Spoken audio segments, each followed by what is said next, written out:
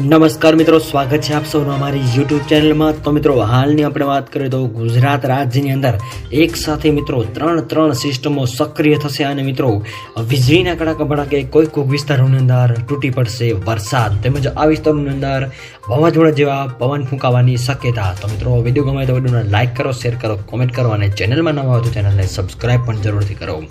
તો મિત્રો, હાલની આપણે વાત કરીએ તો ગુજરાત રાજ્યની અંદર એક તરફ ગરમીનો પારો સતત ઊંચે જઈ રહ્યો છે, એવામાં બીજી તરફ હવામાન વિભાગની સૌથી મોટી આગાહી જે નાગરિકોને ટેન્શન વધારી દે એવા સમાચાર મળી રહ્યા છે। રાજ્યમાં આગામી 4 એપ્રિલથી આપણે વાત કરીએ તો ગાજવીજ સાથે કમોસમી વરસાદ માવઠાની આગાહી હાલ વ્યક્ત કરવામાં આવી રહી છે।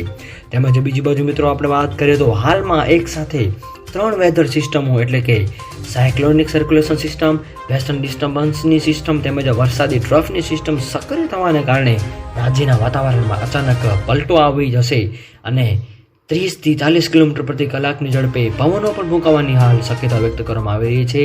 જે મિત્રો 30 થી 40 કિલોમીટર પ્રતિ કલાકની ઝડપે પવનો ફૂંકાશે એ આંધી ફૂંકાવાની સાથે સાથે અમુક વિસ્તારોની અંદર નાકાશ બુલેટિન જાહેર કરવામાં આવે છે અને આગામી કચ્છની અંદર આગામી 3 કલાકની અંદર આપણે વાત કરીએ તો વાદળછાયું વાતાવરણ જોવા મળે એવું અનુમાન લગાવવામાં આવી રહ્યું છે। તેમજ સૌરાષ્ટ્ર અને કચ્છના અને અલગ અલગ ભાગોની અંદર પણ વરસાદની શક્યતા વ્યક્ત કરવામાં આવી રહી છે।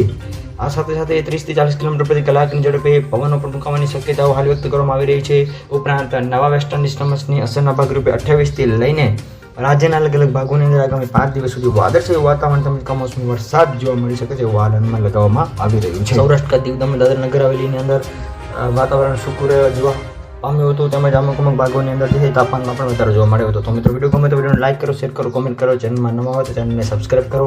તો મિત્રો, આપ સૌનો ખૂબ ખૂબ આભાર।